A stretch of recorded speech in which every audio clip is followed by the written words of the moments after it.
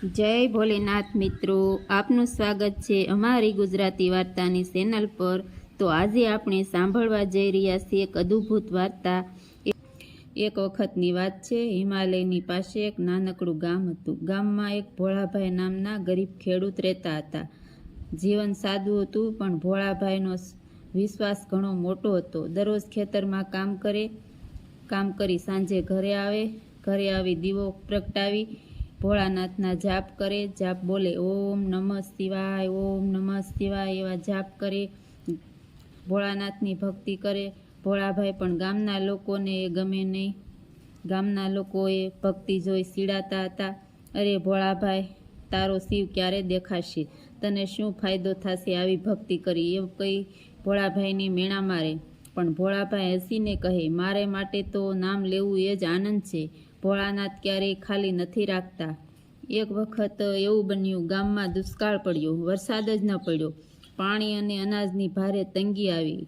લોકો ફરી બોલ્યા, હવે તારા ભોળાનાથ તને બચાવશે કે વરસાદ વરસાવશે અથવા પાણી લઈ આવશે? ભોળાભાઈને એવું કંઈ મેણા બોલવા લાગ્યા। તે રાતે ભોળાભાઈએ ભોળાનાથનો જાપ ચાલુ કર્યો। આંખ મીચી, અચાનક સપનામાં દેખાયા જટાધારી, ગળામાં નાગ, માથા પર ચંદ્રધારી સ્વયં ભોળેનાથ હતા। મધુર વાણીમાં પ્રભુ બોલ્યા, ભોળાભાઈ, તારી ભક્તિ સાચી છે। કાલે તારા ઝૂંપડાની બાજુમાં એક કૂવો ખોદાવજે। સવાર પડી, ભોળાભાઈએ કૂવો ખોદવાનું ચાલુ કર્યું। થોડા જ ઘા મારતા કૂવામાંથી ઠંડુ અને સ્વચ્છ પાણી છલકાયું। ગામવાસીઓ દોડી આવ્યા, બધાની આંખો ફાટી ગઈ। આ પાણીથી ગામની તરસ બુજાઈ, ખેતરો લીલા થયા, સૌ સુખી બન્યા। ગામના ધનિકોએ ભોળાભાઈ પાસે માફી માગી। ભોળાભાઈએ શાંત સિમતથી કહ્યું, ભોળાનાથ હંમેશા પોતાના સાચા ભક્તની રક્ષા કરે છે। ધન દોલતની કાંઈ જરૂર નથી, વિશ્વાસ સાચો હોવો જોઈએ અને ભોળાનાથની ભક્તિ અખૂટ હોવી જોઈએ।